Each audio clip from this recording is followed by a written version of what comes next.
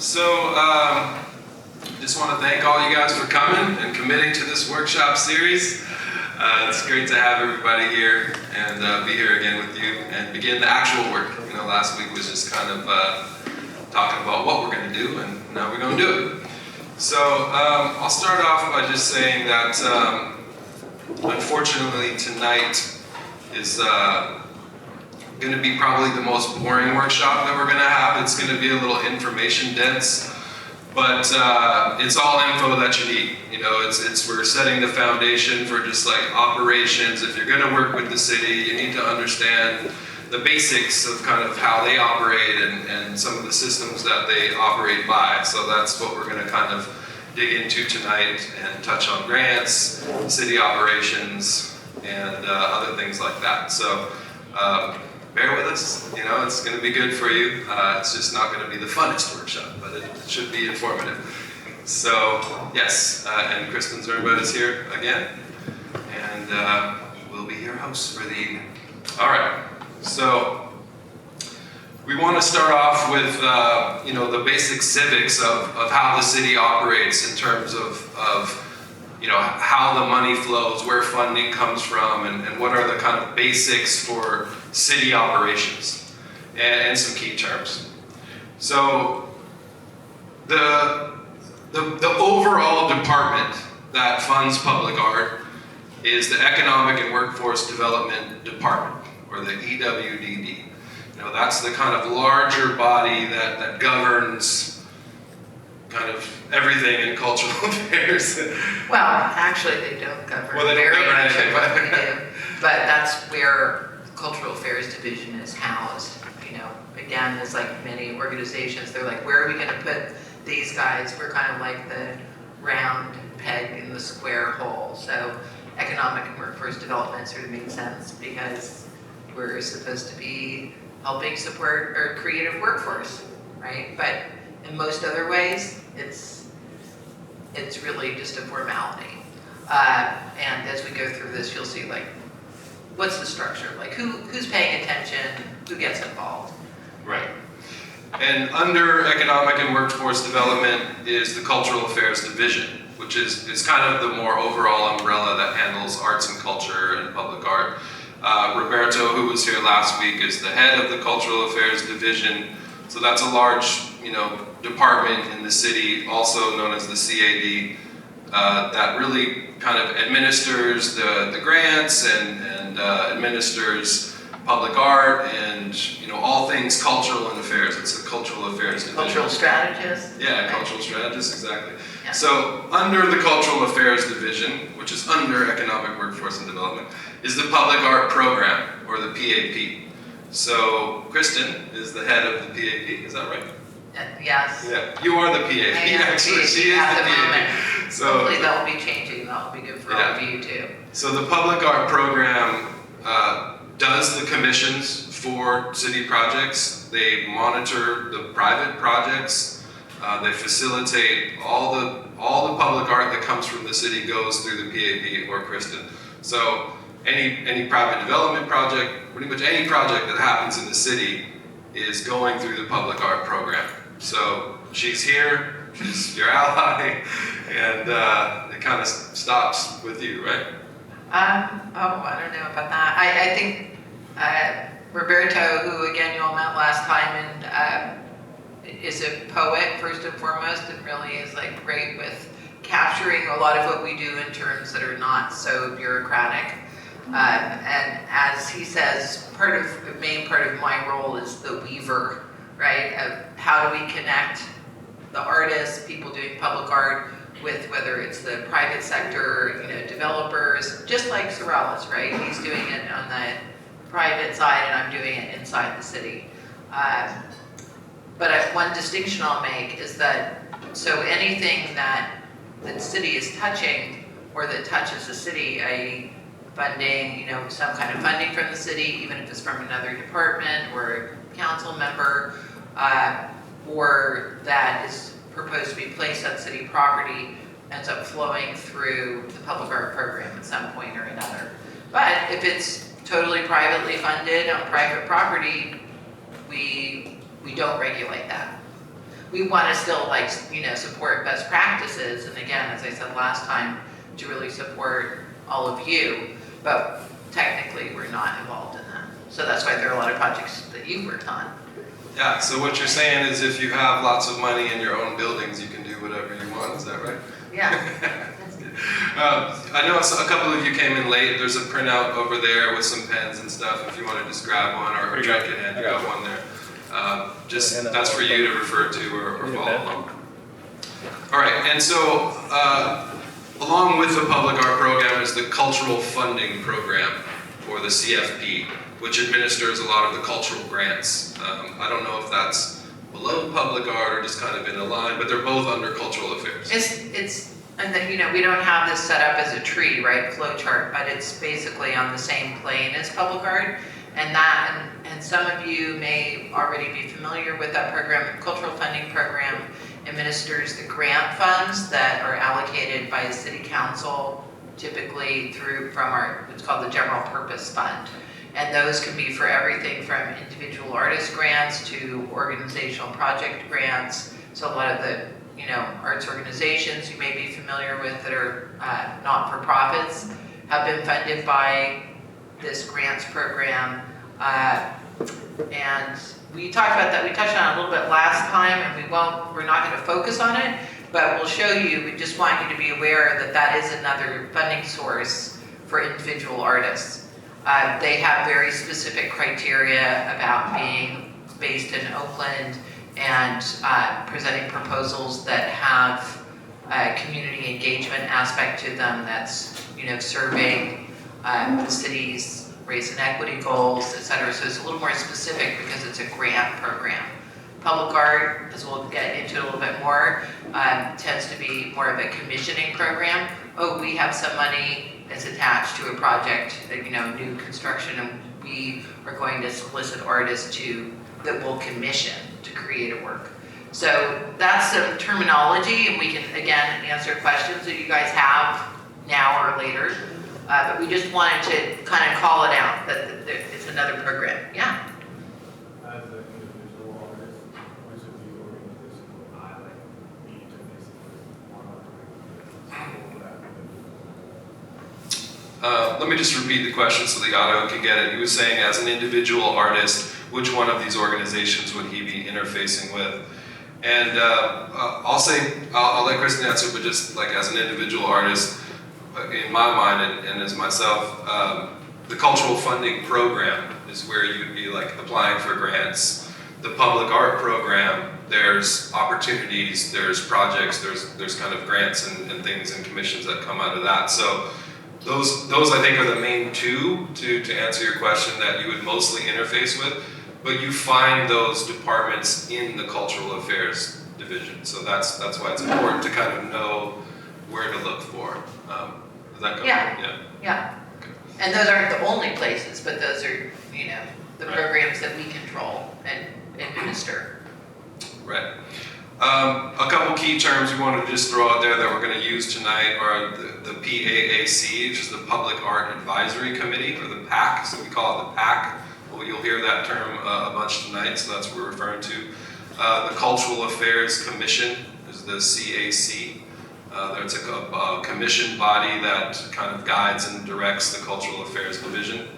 RFQ is Request for Qualifications. I'm sure most of you know that term, but if you don't, it's the type of proposal or call that the city puts out, an RFQ. That's what you'll be applying for or responding to typically. And RFP is Request for Proposal, which is kind of a later phase, but essentially when they're ready to engage you, you're responding to their RFP. Any questions so far? Guys all good? So you said this is the dry part. Yeah, that it is. All right, so the Oakland Public Art Program, we're talking about city-funded projects by the City of Oakland. 1.5% of the construction budget goes to public art by ordinance when the city is doing a project. So when the city is building a building, 1.5% of their construction budget is going to be spent on public art. Now the program principles, I thought it was good to just list them here. Is enrich the city's visual environment, celebrate and enliven our neighborhoods, integrate creative thinking of artists into the built environment, provide means for residents and visitors to enjoy and experience the city's cultural diversity, provide career and economic opportunities for professional artists. So that's the city's own guidelines for the public art program. So that sounds great, right? I mean, that's what we want. So just know that, you know, the principles are there, the guidelines are there, they want your engagement, they want you to be involved. It's up to you guys to get involved, but they want your engagement. Anything down there? You can... No, you could always, you know, we could always fine tune it, but that ordinance has been in place since 1989, using those principles. So, you know, been around for over 30 years. It's not, we don't have tons of projects like some, you know, other cities might have, but it's really a long-standing program, and no one's ever challenged those principles. So yeah, those are fair principles. like, gotta advocate for more. Right. Well, and that's, you know, what we're trying to do here tonight. So city-funded public art projects. So just giving you a couple visuals. Here's one. If you're not familiar with that, that's Francogawa Plaza at City Hall. So you can see it best from up above in City Hall. That's a giant mosaic tile piece on the floor of the amphitheater area in the park. So they were redeveloping Francogawa Plaza, and 1.5% was sort Well, yeah, it's a good example of something that's a little bit, it's not as, you know, one-for-one equation. It was actually after the Loma Prieta earthquake, because it's, you know, a historic building, City Hall is, and the building itself was damaged in that earthquake in, what was that, 89? So they had to retrofit the building, and that generated funding for a couple of different commissions, and this was one of them. There was also the Bruce Beasley bronze sculpture that's just, you know, around the corner from this in the plaza that was in a fountain. At the time, they thought fountains were great. Now we're like, no, we're not going to use water. So, you know, things change. But the other thing that's good, even though it's not like a really saturated, colorful image, obviously you can see that from up above, it represents something that's like a visual graphic, almost like a mural on the ground, but that was translated into terrazzo, actually. I would have to double check my notes about the budget for it, but, you know, we'll say in those dollars, 100,000. So it was not a small budget, but it would definitely need to be more than that now. And it's weathered over time. So part of when you're thinking about doing work that's to meet city requirements for public permanent projects is, how is it going to age over time, right? This gets used by everyone who's like skateboarding to having, you know, like a union rally or a protest event, or, you know, Occupy Oakland. So it's been heavily used. So even though it's not shiny and everything, it gets cleaned, and it's aged pretty well, and it still kind of represents this public space that people all associate with Oakland. You know, just like other things that you think about long term, maybe sometimes tastes change a little bit. So that's the other thing with a lot of public art, whether it's for private development or a city, is that you're thinking about who's your audience a lot of the time, right? Even though you're channeling it through what's your vision. Who's your audience, and what are those lasting messages, right? There can also be temporary projects where it could be like what's hot, what resonates right now. But for a lot of the city's commissions, they have to have like a long-standing kind of presence. So that's just, that's I wouldn't normally go on and on about this one, except for that it does kind of represent a project that, you know, has had to kind of stand the test of time, and maybe it's, you know, a little dusty, but it's still there, it's still holding space. Yeah, I think it's a good example too, because like we showed in the last workshop, I think most of the artists in this room probably feel like they could have designed that. You know, like it's not a type of design that's beyond the head of anybody's abilities, right? Like you could have designed that, you could have had a similar type of design and executed at a large scale, you know, in a city project. So it's a good example of, public art Well, and in the 80s or 90s too. That's Right. kind of how, Right. how it would roll out. All right, so when does the city commission a project? Capital improvement projects, or CIP. When the city builds a new facility, like a library or a rec center, or a fire department, or a school, or a park, or build a city park is next.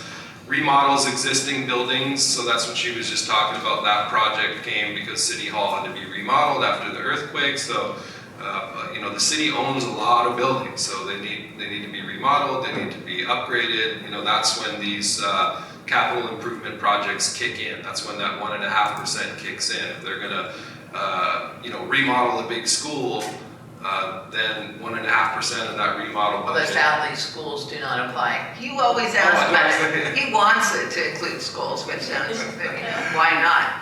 But Sorry, the city- buildings, parks. The city does it yeah. right. The schools are separate. Some cities, though, they do, the program does apply to schools, like in New York City, for example. So you might see, if you're looking around at public art projects that are in schools in other cities. And there's definitely public art in schools in Oakland, but that's a good example of something where perhaps an individual artist applied to the grants program for funding to do a project in, an Oakland public school.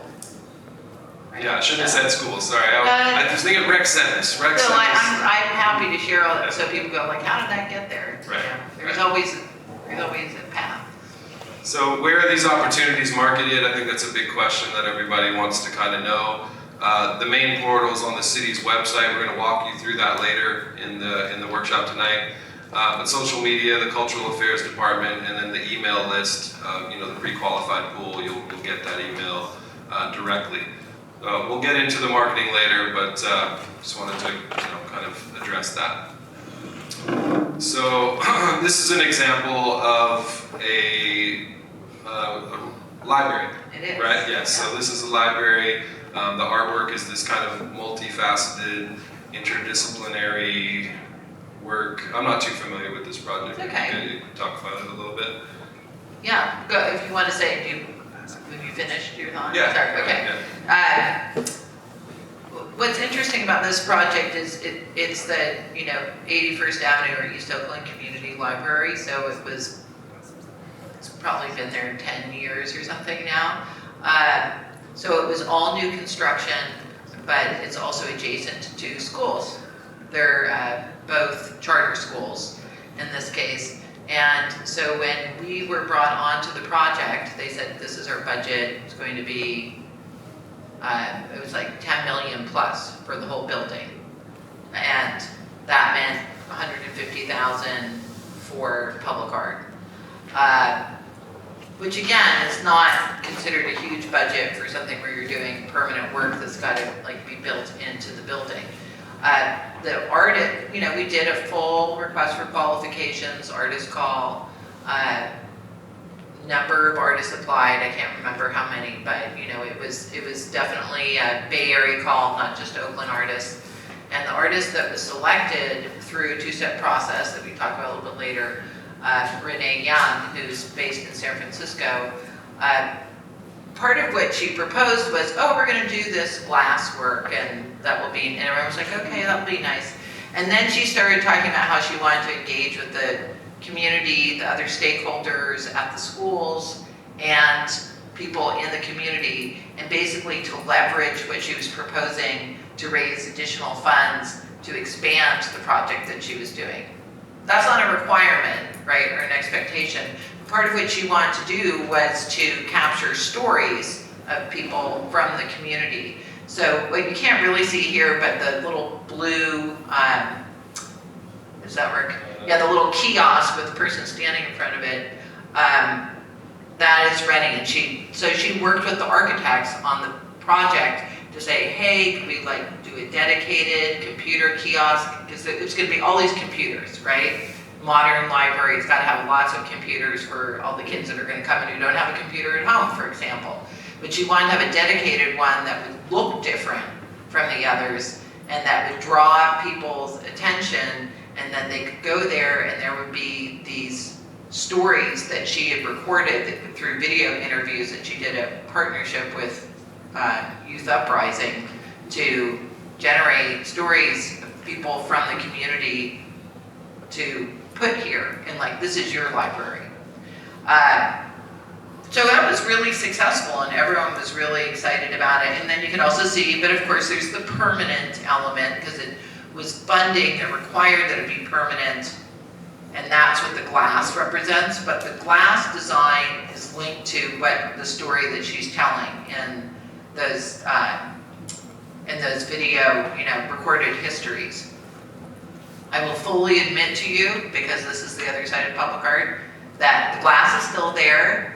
The Oakland Public Library switched platforms, and the content of those stories was lost in the migration. So Rennie still has it, but if you go to that kiosk now, it just is like another computer, like all the others. So things do happen sometimes, and then you have to like try to rebuild that. That's that's a little bit too much information, but I just wanted to kind of explain, because when you just look at the image, it doesn't necessarily look like that much to you, right? So part of what we said before is like, how do you push the envelope, right? But you have to know like, what are the expectations, what are the legal requirements, and then what else can you do? How can you leverage? And you all know that. I mean, you all do that anyway, right? I know you do. Yeah, so I mean, this is just a good example. I think a lot of people are like, well, what is a city-funded project? Or when do they actually spend money on art? They're building a library. It's a $10 million plus construction budget. They're spending $150,000 on a public art project. That's got to go to someone. Ideally, someone in Oakland. Ideally, an Oakland artist with some vision. So this is the kind of projects that you guys should be competing for, and how they come about. Capital improvement projects is kind of what we were talking about earlier, and this is just a bit of a breakdown of how those work. So the City Council approves the program and the projects. They approve what's called the Capital Improvement Program, which is all the projects that they're going to fund across the city. Not public art, all the construction projects they're going to fund across the city. They do that as part of the biannual budget process. Okay? You don't want to know about all, unless you really want to get into it, you don't want to know. But that's what generates the project list. Yeah. 1.5% of each construction budget for public art, we've covered that. The funding for municipal capital improvements and eligible grants typically comes from municipal bonds or state park grants or things of that nature. The public art staff administers the calls for these projects, Kristen's department. The public art, the PAC oversees the project, meaning if you apply for this project, it's the PAC that's going to review it. It's the PAC that's going to kind of analyze your application and vet you. And then the artist enters into public contract, or into public art contract with the city, or a professional services agreement. So you contract directly with the city for a services agreement for the job. Most projects are competitively bid from the pre-qualified artist pool. So that's another reason why it's really important for all of you guys to go through this workshop and get into that pool. So that you can be a part of that pool, and you can bid and compete for these projects. The majority of projects are awarded to Oakland artists. So that's, you have a leg up being an Oakland-based artist, even if you're not as experienced or your ideas aren't as good. They do want them to go to Oakland-based artists, so that's a good thing.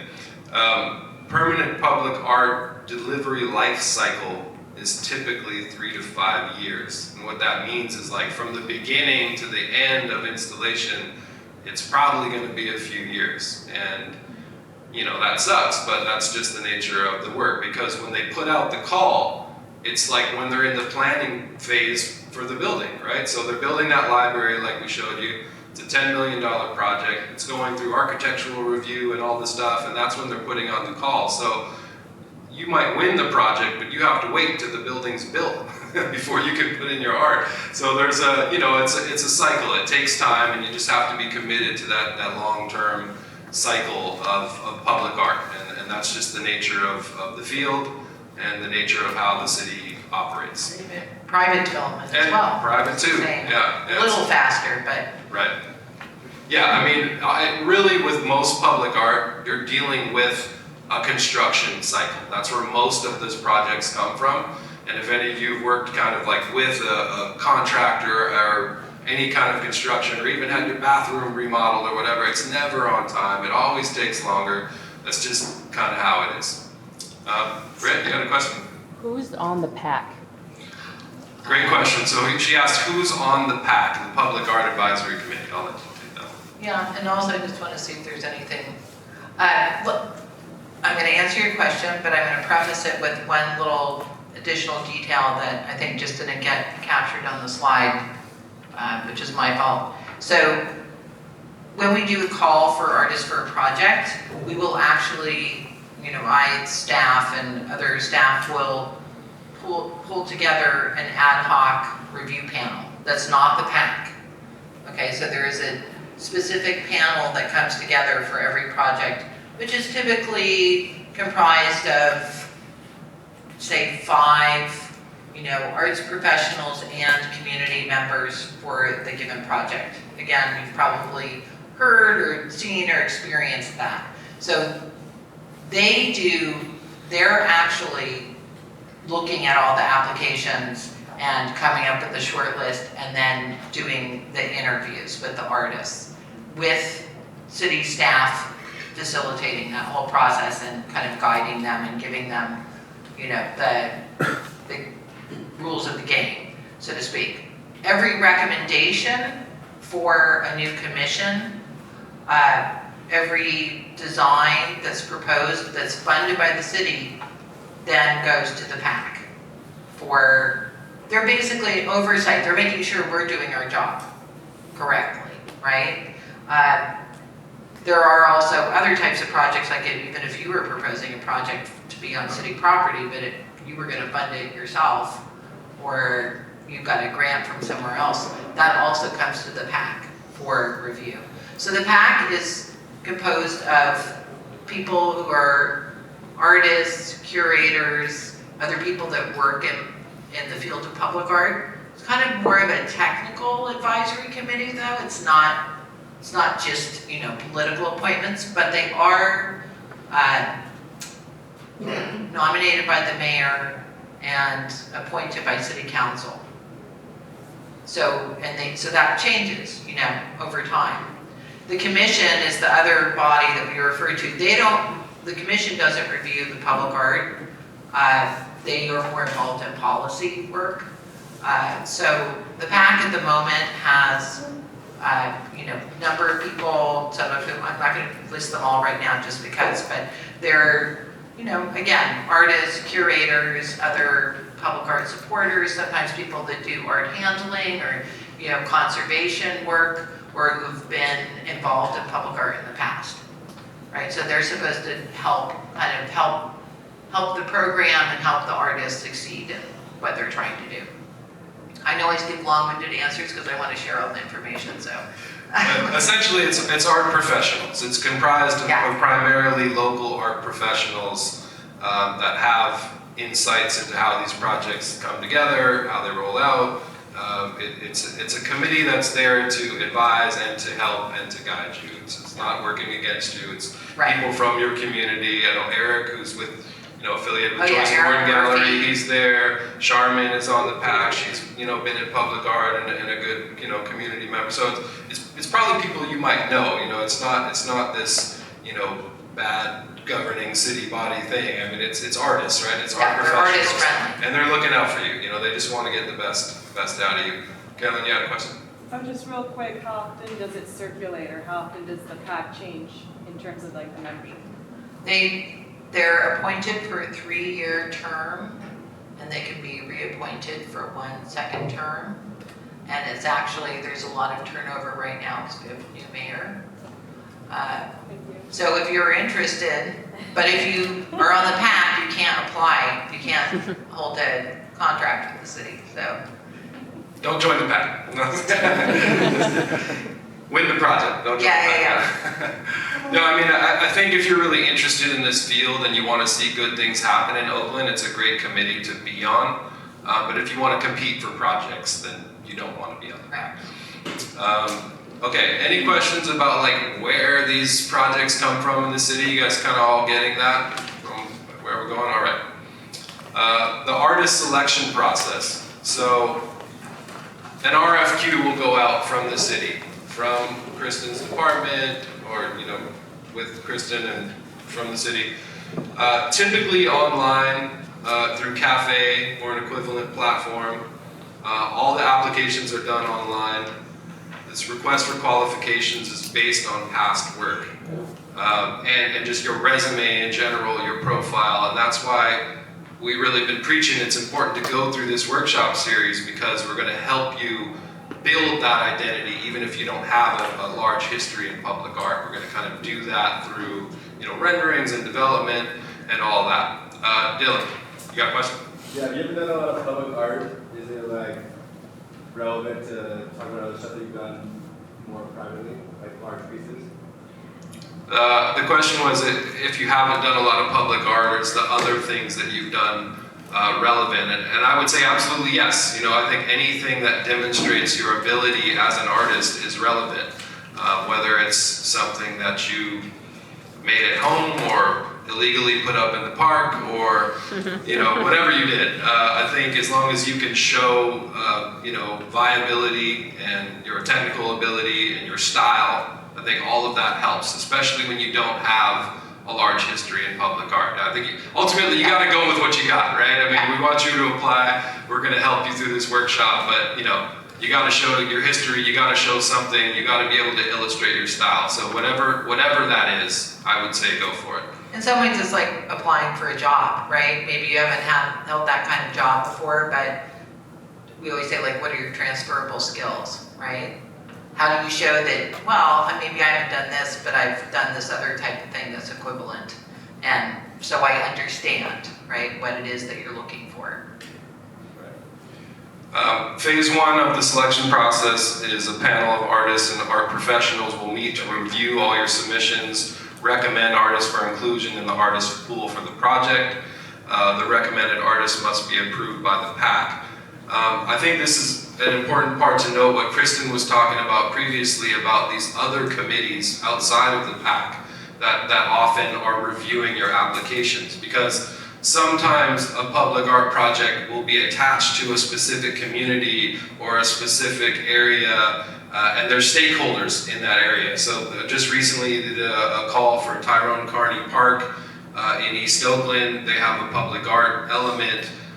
One of Tyrone Carney's family members is on that subcommittee. So there's typically a subcommittee that's kind of invested in what's happening with this public art project that is going to want to have a say in what happens, and then that will go to the PAC. So, Yes. right.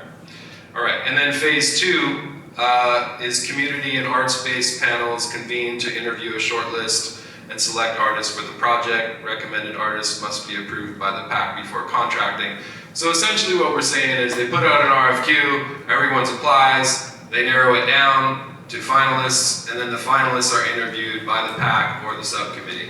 And I think it's really important to understand that how you present yourself, how you speak about your work, how you interview in this process is really important.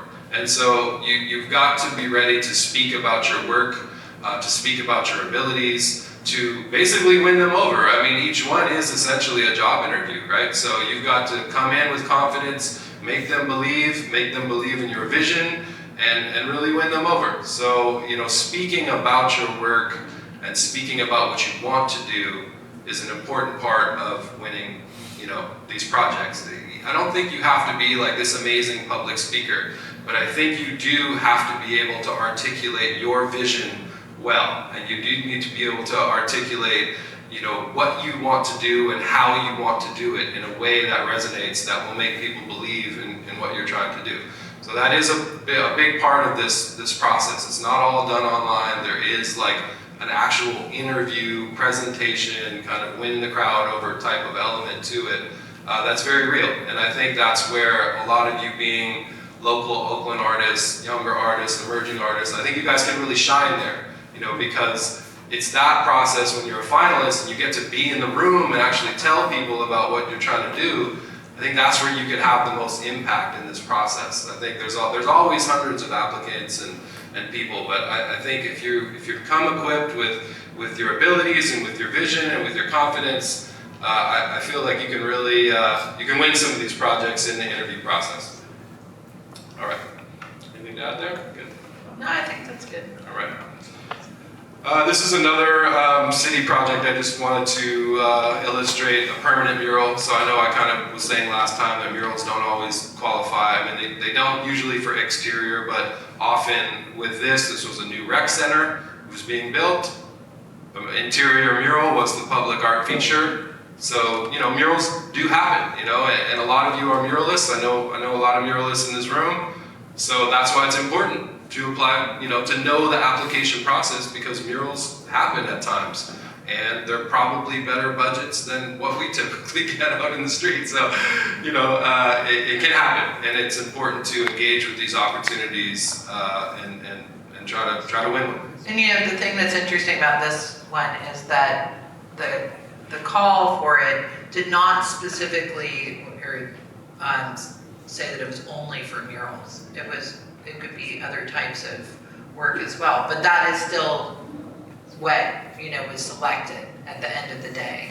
There were others that had suspended sculptures and other kinds of approaches, because what we did have was this atrium with the skylight, and we knew that was an area where you could do something that would be kind of special just because it was set off so nicely in the building. And the other thing, and this is just another example of a project where on the city side, as Sorell already said, you can have different stakeholders or people that have an interest in seeing something specific reflected in the artwork. And in this case, it was renamed the Carmen Flores Recreation Center. That's also part of Josie de la Cruz Park. And so what they wanted to see was they wanted to honor these two women that basically had advocated for this space to be here, right? It was really honoring them. But they did it in a way, so Carmen Flores is the one you can kind of barely see in the corner, and then Josie de la Cruz is the other one. So they were both these, women who had advocated for so much for their community, and then they turned it into something more than that. That's the whole point. Sometimes, your community might be looking for something, and they only know how to articulate so much about what that is. So what's exciting for them is if you can expand on that, right? You're bringing your, creativity and your ingenuity to the table to help people see something bigger than what they might articulate on their own. So again, it's a simple project, but it was actually something and ultimately there was much more than what was called for in the original call. Yeah, and like she's saying, I think just to remember that most of these projects are going to live in the intersection of, the city's needs to fulfill their public art requirement, intersecting with your creative vision, intersecting with the kind of stakeholders' needs who may be family members or people from that community that you're directly kind of representing or trying to work with to find common ground. So always being, adaptable and flexible, but having your own vision, but knowing that there's stakeholders that you're going to be working with. Artist conceived projects. So this is kind of an interesting one that I've just been learning about myself, actually. So the City of Oakland has a program called Open Proposals, and these are city-funded artist and community conceived projects. So that's like the artist and the community proposes a site or a concept, and they're commissioned as funds available. So typically what happens is the city is building up funds in their kind of public art chest, and they get to a surplus, and it's about roughly every 5 years, and they say, let's put out an RFP for open proposals, Right. meaning that anybody in the community, can work with a community group or a location, or just be an individual artist and propose to the city your idea to have your public art venture funded. So this is a really important program that I think is kind of a gateway for a lot of people, because this is where you don't necessarily have to have all the qualifications or all the history or working on this giant construction project or something. These are smaller, more attainable projects, but they're also derived from you as individuals. They come directly out of your mind. There isn't as many stakeholders. It's typically some community group that you're familiar with, or somebody that you can work with, and you've got a great idea, and the city is providing funds for you. So the Open Proposals Program is started in the early 90s. The Public Art Program advises and oversees the projects, so that's Kristen's department. Facilitated multiple artist community-initiated projects, including plaza installations and murals. Temporary projects, delivery life cycles, 1 to 2 years of planning, funding, permissions, etc. So it's a lot faster, it's smaller budgets, and they're not necessarily deemed to be permanent, right? They can some of them are still around, but right. they weren't proposed to be that. And I think I have one, let me just jump ahead. So this was one, right? The Youth Yeah, Uprising. although that's not there, but yes. Right, so Youth Uprising had this billboards murals project. They applied for this, they won, a bunch of billboard murals went up that were part of the Youth Uprising program.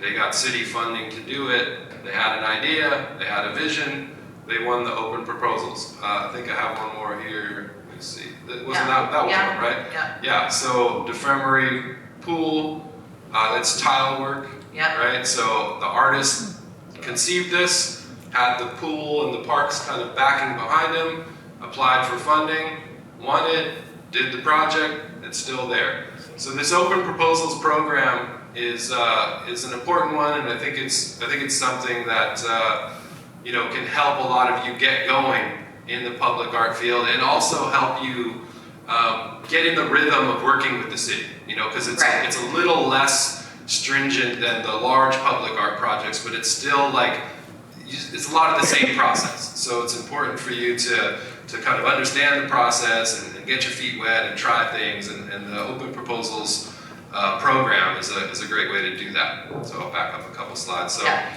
a little bit, as we all know, if it's like temporary or something, it's a little less risk.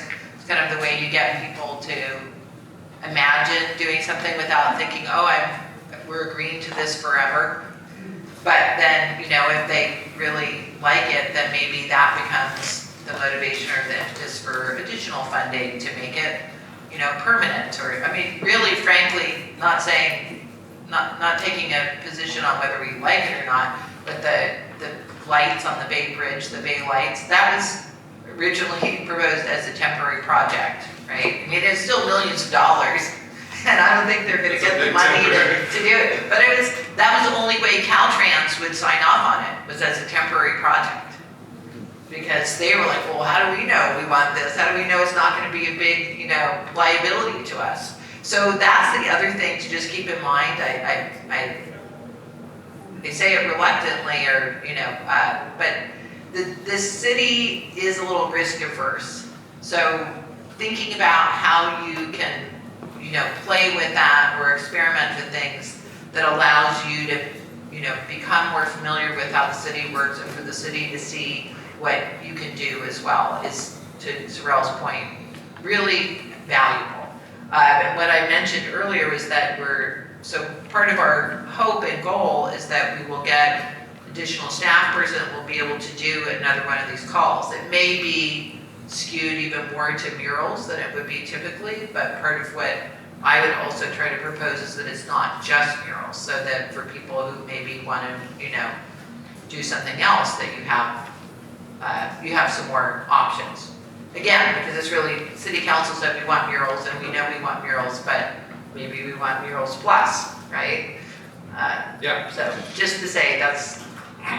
And so this is the Open Proposals kind of Economic and Workforce Development, Cultural Affairs Division, kind of newsletter or a program overview. Or But- as a checklist for like. So I'm not gonna read this, but I just No. wanted to include it so that you guys can take a look at that and kind of get more familiar with that program. I'll admit, I didn't even know about that program, but looking into it, I'm like, wow, this is something that could really benefit a lot of people, and it's a real gateway into larger public art projects. And so in the open proposals program, the required reviews and permissions and permits, the department reviews and permissions for artwork on public property. The public art program staff and the PAC would review it. You're going to have to deal with the department and property managers, like if it's in Parks and Rec or a library or transportation, etc. The city administrator. Well, the city administrator has to sign off on all of those agreements and contracts as well, but you're not interacting with the city administrator. This is really just listing what are the levels of approvals that you go through. It doesn't go to city council. It's grants go to city council, professional services contracts do not unless they're huge. So that's kind of just an interesting thing. But it does have to go up to the city administrator's office, signs off on it. So, and to Sorell's point, if you were proposing something that's in a park, it goes through the PAC for review and approval, but it also has to go to the Parks and Recreation Advisory Commission for approval because it's their property that they're responsible for. So that happens, we'll show you an illustration and like in a future workshop of something where that happened so you can kind of understand what that means. And again, once it's like clear to you, it's not that big of a deal. It sounds like more than it is. Yeah, but there is a process, Yes, ultimately. it's It's like the city, the open proposals program, it's not just a layup like, oh, they're throwing out money for my ideas. Like you still have to, get your building permits and encroachment permits and public improvements and licensing agreements. And, there's still a process to it. You're gonna have to interface with the city, but that's why I think it's important because like I was saying, it's a way to kind of get in that rhythm. Jet, you had a question? Maybe like two questions in one. I guess the first one is if you're initiating a project, you want to initiate a project and you want to bring it to the city, you're kind of bringing the place that you want to paint to, right? Like if you're not doing a public art project, so like you would have to line up with a property owner and be like, hey, we want to do this together or whatever. So the city isn't allocating murals to a pool of property owners either, right? Like We're not, currently, no, we're not like identifying the sites. right. There is a little bit like that you probably heard about sometimes in the past when the city council members were allocating funding that they basically budgeted to their own, offices to fund murals, and they might say, well, I know this wall in this building, Right. in my neighborhood that I really want something to happen there. So sometimes, but not typically, not through our program. Okay. We're looking for your ideas. Right, and, So- and like it said, it's artist and community initiated. So typically it's like you've built some bridges in the community with a property owner or some community group and you've identified a site and a way to move forward. So it's typically like you with some momentum from the community. So I guess the second part of that question then is like is there a certain, I imagine that you guys are going to announce there's a certain time period where like the city's like, okay, now open call season is open or whatever, right? So that at that point, if you want to do a project, because you wouldn't be like just constantly submitting stuff to the city, Yeah. being like, hey, review this pack, review this one, right? Like there's a certain. The program right? itself goes out as a call. So the open proposals program is an RFQ that goes out typically every 5 years. Yeah. It'll be separate from that pre-qualified pool. Right. Yeah. Okay, David. Yeah, if you go back to the previous slide, there's something Not that about a review fee, yeah. This is kind of a placeholder, this Okay. slide for all sorts of different, so again, like, that's where the city said, hey, we have money, we want to commission something, but you were like, oh, I'm, Joe property owner, but I want to fund something that's going to end up on city property and I need the city to review it. Just like for any new construction where the planning department has fees, just, you know, it's basically, we are required to charge a fee for our time on those if it's not something the city is funding. So it's very non-artist friendly, but we only do it when we have to, and typically it's more like if we're gonna do something on Caltrans property, which we know is gonna take a long time. So that's why it's there. We have to do it, otherwise we couldn't say when we need to, that we can charge. All right, so the marketing of the calls. I know that everybody wants to know about this. So the Cultural Affairs Division and the Cultural Funding Program fund individual artist grants. The Cultural Affairs funding grants. All grants are approved by City Council. City Council individual, Yeah. let me stop there for a second. So the grants go through the Cultural Affairs Division is essentially what I'm trying to say here. And they get approved by the City Council. Now, the City Council members, individual members, often enact their own initiatives to try to make things happen in their districts. So knowing who your City Council member is, what district you live in, is important. You should contact them. Like, City Council members actually like to be contacted by their constituents because they want to know what people think about them and they want to serve their district. And so knowing who your City Council member is and what they might be up to is important for you. So there was this mural program that still hasn't been enacted yet with the city that is... Well, there was already one Right. iteration of it that Right. funded some of the murals that are Right. around the city. Yes, Right. and we're supposed to do another one. There's supposed to be another wave of murals that are funded by the city that are going through individual council members. And so, or not all of them, but some of the council members are like, I want that money in my district and I want to hire this artist from my district and yada yada. So it's good for you to know who your city council member is because there could be opportunities that come directly from that council person's office. And if you're kind of on their radar and they know that you're one of their constituents, that could lead to a city-funded project directly from a city council member. So that's another kind of avenue and a thing to look out for. So the Cultural Affairs Division and the grants and all that stuff is primarily marketed through the city's website. And you can all register for that. And so I want to just take you guys through that real quick. Right here if I can. So I'm just going to start on the main page. This is the City of Oakland's website, oaklandca.gov. What a beautiful thing. Yes. Departments up in the right hand corner, Economic and Workforce Development. Boom. Then you're going to scroll down to Topics, which sounds kind of random for subscribing. Arts and Culture in Oakland, in Topics. Yeah. Is that the one? Yes. So subscribe for news and updates about arts and culture in Oakland. You hit on that.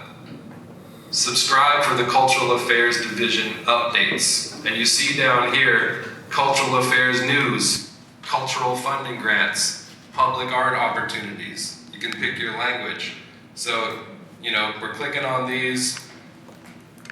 I'll just want the news too, you know, put in my name, yada yada, email. So everybody here should sign up for this because this is where, like Rachel asked last week, well, where are these grants marketed? I didn't even know about that. This is where, you know, you sign up and you're gonna get the emails. You're gonna hear about the grants. You're gonna hear about the public art calls. You know, it's all there mainly through the city's website. Yes, they have some social media.